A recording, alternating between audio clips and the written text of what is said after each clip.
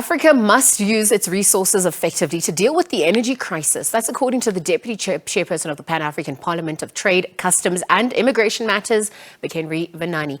He says energy is one of the critical issues in Africa and is keen to see development. Venaani spoke to SABC News on the sidelines of the Pan-African Parliament session in Midrand, just north of Johannesburg. Khayelihle Khumalo has more from there. Well, very much so. The issues of economic growth, inflation, and many other economic challenges are taking the center stage here at the Pan-African Parliament.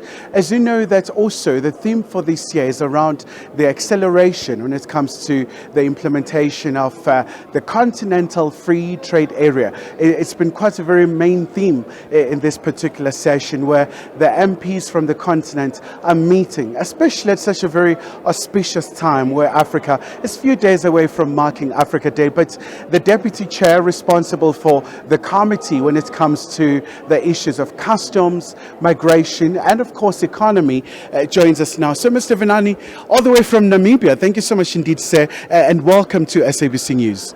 Thank you very much. All right. So once again, Mr. Venaani, obviously we know that a lot of economies are grappling with all kinds of challenges, from high inflation to the cost of living crisis. But in Africa, at least, we do have an opportunity to change, for a better environment through the Continental Free Trade Area. What are some of the main salient points that you're getting in as far as this project is concerned? Well, I think it is important to note that we could live 100 million people out of poverty by the year 2035 if we really put our act together. So the continent needs a belligerent agility approach to make sure that we bring this to the fore. But one of the issues that are impediments are product identification. What are these products in which we want Africa to trade in? One of the things that we have, the advantage that we have, is that we are a repository of a number of world minerals. 38% of world minerals are in Africa.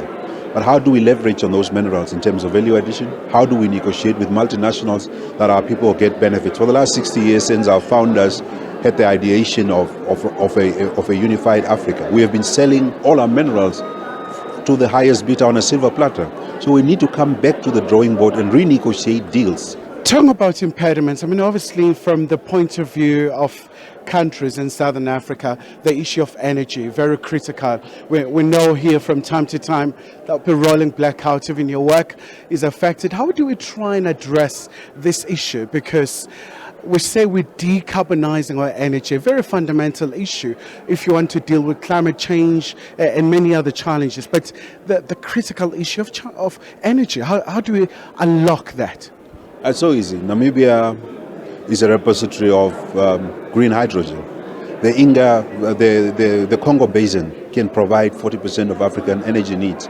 We need to untap this, but the political questions need to be addressed, because half of the Congo is at war with itself, with militias. So even if all countries pull up resources and invest in the Inga Dam and invest in this, these infrastructures are not protected. So the political questions needs to be detailed, and the energy is a serious crisis. And should we really, at this day and age, be worried about energy crisis that we ought to have addressed 10, 20 years ago?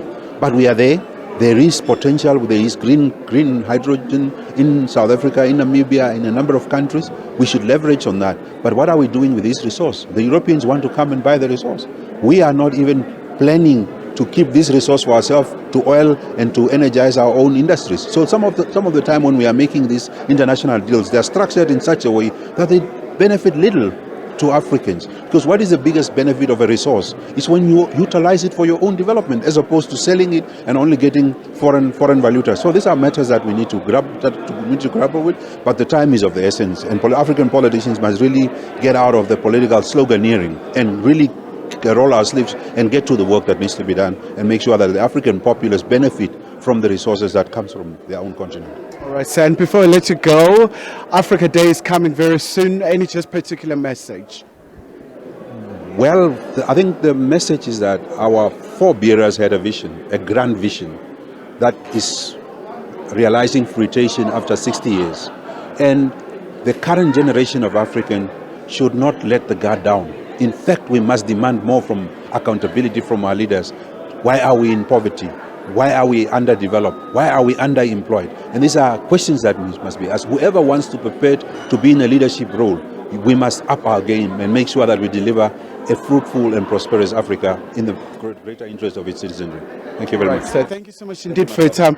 Of course, that's Mr. Venaani, all the way from Namibia, talking about all pertinent issues in as far as intra-Africa trade is concerned, but also talking about that all-important issue of energy, making sure that we're able to overcome this challenge. Khayelihle, Khumalo, SABC News, Johannesburg.